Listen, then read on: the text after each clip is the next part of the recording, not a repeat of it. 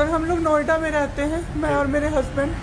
अभी होली में हम लोग बिहार आए हुए थे सर, होली मनाने के लिए। पूरी फैमिली का गेट टुगेदर था। 9 अप्रैल को मेरे हस्बैंड की तबीयत ख़राब हुई, फीवर हुआ उनको काफ़ी तेज। हमने कोरोना का 2-2, 3-3 बार टेस्ट करवाया, नेगेटिव आया। RT-PCR के लिए दिया तो वहाँ पे भागलपुर में, सर भागलपुर में थे हम लोग, वहाँ पे 1 दिन 2 दिन वेट करते करते 10 दिन तक रिपोर्ट नहीं आया। फिर हमने नोएडा के एक डॉक्टर हैं उनसे कंसल्ट किया, वीडियो कंसल्टेशन से। उन्होंने बोला कि CT चेस्ट करवाना है। हम लोग भागलपुर गए और CT चेस्ट करवाए तो उसमें उनका इन्फेक्शन आया। 60% लंग्स उनका उसमें इन्फेक्टेड था, डैमेज नहीं था, इन्फेक्टेड था बस। बाकी लंग्स का हर चीज़ परफेक्ट था, सारा चीज़ नाक का, गले का सब कुछ नॉर्मल था, उसमें रिपोर्ट में था।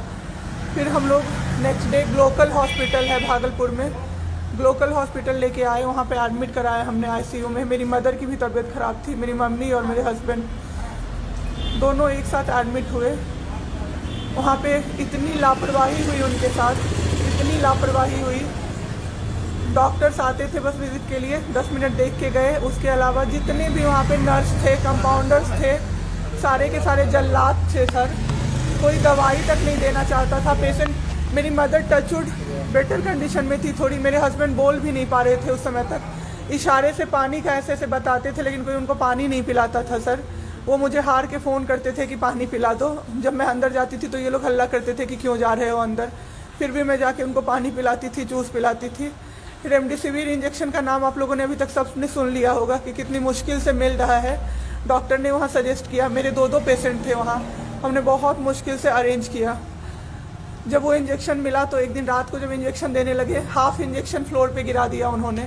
हमने कहा कि इतना महंगा इंजेक्शन है, इसी का असर होके ठीक होते ये आपने कैसे गिरा दिया। उन्होंने कहा कि 50,000 का भी गिरा देता ना तो तुम कुछ नहीं कर पाती अभी। हम लोग चुपचाप वहाँ से सर हट गए। थोड़ी देर बाद वहाँ पे मेरे हस्बैंड को मैंने देखा कि उन्होंने 2-3 बार पॉटी किया था, यूरिन पास किया था, कोई क्लीन करने नहीं आ रहा था सर। 6 घंटे से वो उसी गंदगी पे पड़े हुए थे। उन्होंने मुझे फिर फ़ोन किया, बस फ़ोन कर पाते थे सर, बोल भी नहीं, बस मिस्ड कॉल आती थी, मैं समझ जाती थी कि कुछ परेशानी है उनको। जब मैं गई तो मैंने देखा पूरे गंदे बेड पे मेरे हस्बैंड 6 फीट 2 इंच के सर, पूरे गंदे पे वो सोए हुए थे सर। मैंने ज़बरदस्ती सबको बुलाया। एक आदमी था ज्योति कुमार करके, ज्योति कुमार, सब लोग ध्यान से इसको कवर कीजिए। ज्योति कुमार एक कंपाउंडर था वहाँ पे। कौन सा हॉस्पिटल का नाम? Glocal hospital Bhagalpur. Jyoti Kumar compounder है वहाँ का, मतलब जो अटेंडेंट सब होते हैं ना वो है, लड़की नहीं है लड़का है, ज्योति कुमार। उसको मैंने रिक्वेस्ट किया कि भैया प्लीज़ आप मेरे हस्बैंड की मदद कर दीजिए, रात में ये लोग रुकने नहीं दे रहे हैं मुझे अपने पास, इनके पास। उसने बोला ठीक है ज़रूर मदद करूँगा, ये कह के, और मैं अपने हस्बैंड से बात करने लगी। इशारे से ही वो बात कर रहे थे, मैं बोल रही थी। अचानक से मेरा दुपट्टा खिंचाया बहुत ज़ोर से। मैंने सोचा क्या हो रहा है, जब मैंने पीछे मुड़ी तो मेरे कमर पे उस आदमी का हाथ था और मेरा दुपट्टा वो ज्योति कुमार खींच रहा था। मेरी माँ पीछे से चिल्लाई, मेरे हस्बैंड ऐसे ऐसे होने लगे, पूरा पसीना उनको चल गया, कुछ बोल नहीं पा रहे थे वो।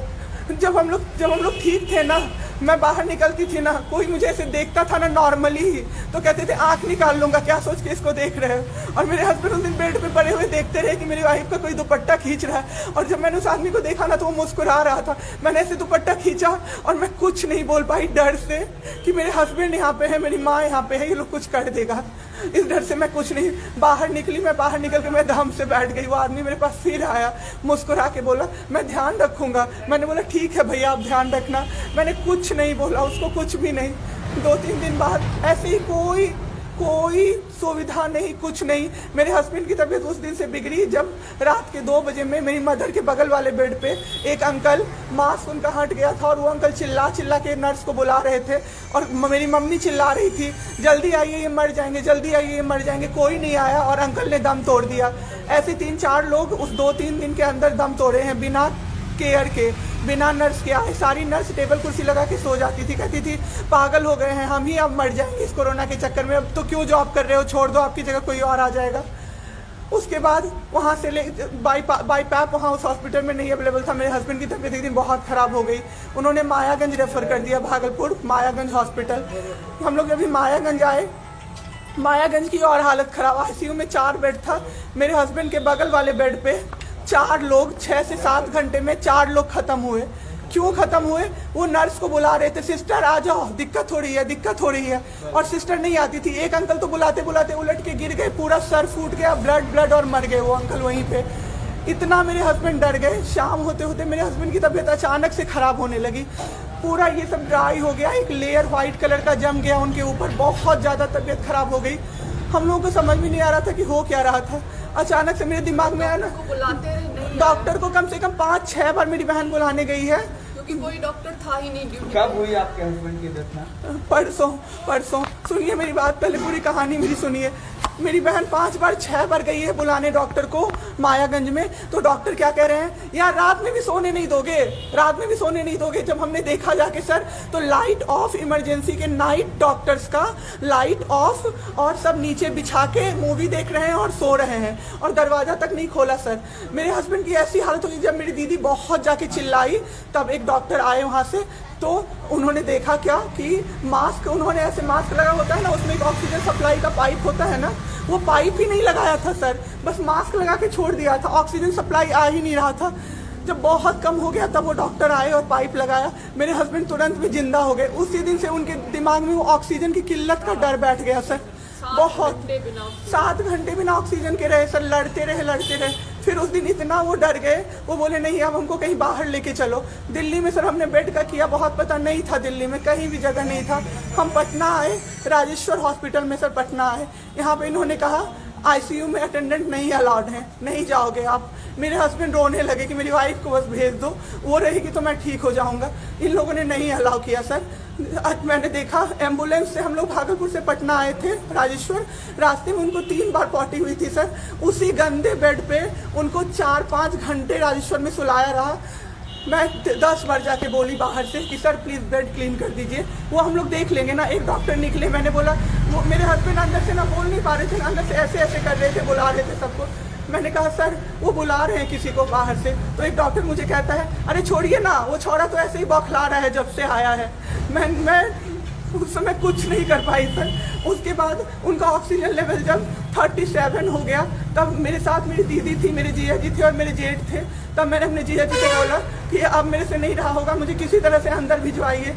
तब उन्होंने ज़बरदस्ती मुझे अंदर भेजा और 37 से 74 मैंने कर दिया 10 मिनट में। मेरे बाबू का ऑक्सीजन लेवल मैंने बढ़ा दिया। उसके बाद इन लोगों ने मुझे बोला, मैंने बोला सर अटेंडेंट अलाउड है, सारे के अटेंडेंट बैठे हुए थे। तो एक डॉक्टर ने मुझे बोला अटेंडेंट अलाउड नहीं रहेंगे तो कैसे काम चलेगा, सब तो कोरोना से बीमार पड़ रहे हैं, हम लोग कितना देखें, हम लोग क्या मर जाए खांसते खांसते सबको देख के। बैठिए चुपचाप और देखिए। 15 दिन तक सर एक टेबल पे एक लगातार मैं बैठी हूँ। आज 1 महीना पे मैंने ब्रश किया है सर, 1 महीने पे ब्रश किया है मैंने। बाबू को बहुत ठीक कर दिया, इतना स्ट्रॉ लगा के सर, मास्क के अंदर से स्ट्रॉ लगा के बाबू को मैंने जूस, दाल, रोटी सब कुछ पिलाया सर। इतने ठीक हो गए ना कि जो डॉक्टर फर्स्ट डे बोला था ये बचेगा नहीं, वो डॉक्टर सर 3-4 दिन बाद कहता है टचवुड क्या कर दिया आपने इनके साथ, ये तो एकदम ठीक हो गए, गजब का फाइट दिया आप दोनों ने मिलके।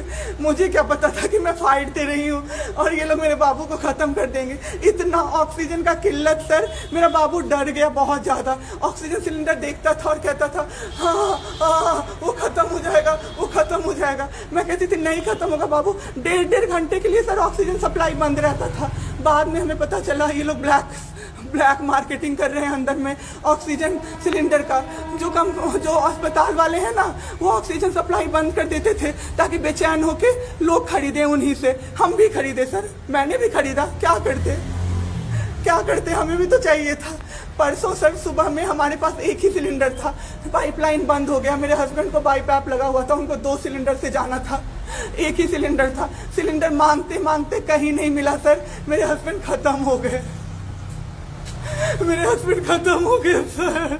मेरा बाबू चला गया हमको छोड़ के। आपके साथ यहाँ पे भी सर, यहाँ पे राजेश्वर में डॉक्टर अखिलेश गंदे गंदे इशारे कर रहा था मुझे सर।